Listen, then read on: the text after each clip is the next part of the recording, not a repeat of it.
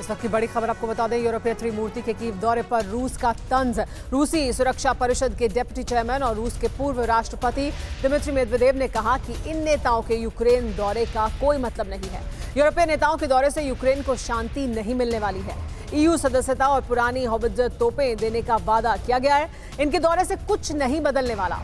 वक्त बहुत तेजी से निकल रहा है।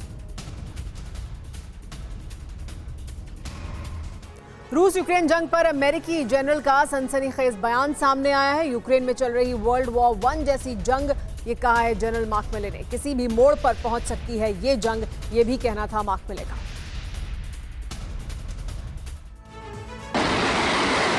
यूक्रेन जंग से वर्ल्ड वॉर की तुलना अब तक तो रूस ही कर रहा था, लेकिन अब अमेरिका को भी इसमें महायुद्ध की झलक दिखने लगी है।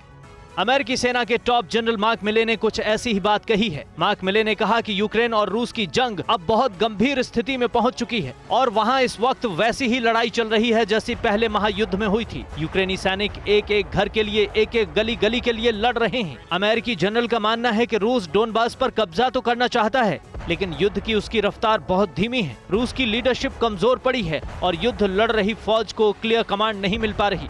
इन सब के चलते इस युद्ध में रूस को सैनिक साजो सामान और जवानों दोनों का भारी नुकसान उठाना पड़ा है। यही वजह है कि लड़ाई रूस के हाथों से निकलती जा रही है। डोनबास में रूसी सेना काफी मजबूत स्थिति में है, ये बात अमेरिका भी मानता है, लेकिन अमेरिकी जनरल का ये भी कहना है कि युद्ध में कुछ भी तय नहीं होता, कई मोड़ आते हैं, लेकिन ये जरूरी नहीं कि पूर्वी यूक्रेन पर रूस का कब्जा हो ही जाए। लेकिन कुल मिलाकर देखा जाए तो स्थिति बहुत गंभीर है। यूक्रेन पर रूस का बड़ा मिसाइल हमला। रूस ने वॉरशिप में दागी कैलिबर मिसाइलें। मिसाइल हमले में यूक्रेन को बड़े नुकसान का दावा।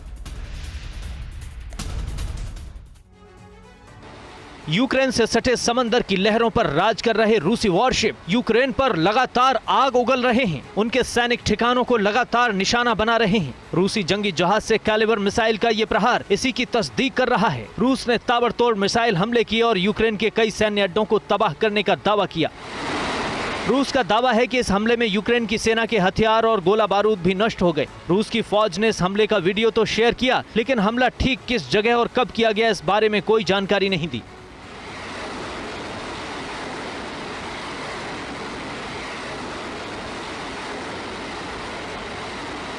रूसी सेना यूक्रेन के दक्षिणी और पूर्वी हिस्से पर पकड़ बनाकर यूक्रेन को समंदर से पूरी तरह काट चुकी है। नतीजा ये है कि यूक्रेन का अनाज गोदामों में पड़ा है और उसकी कमाई के सारे रास्ते बंद हो चुके हैं। यूक्रेन के लिए संकट बड़ा है, लेकिन पश्चिम से मिल रहे हथियारों के दम पर वो अब भी युद्ध का पासा पलटने की पूरी कोशिश कर रहा है और रूस की फौज यूक्रेन के हर प्रतिरोध को खाक करने के लिए आग बरसा रही है।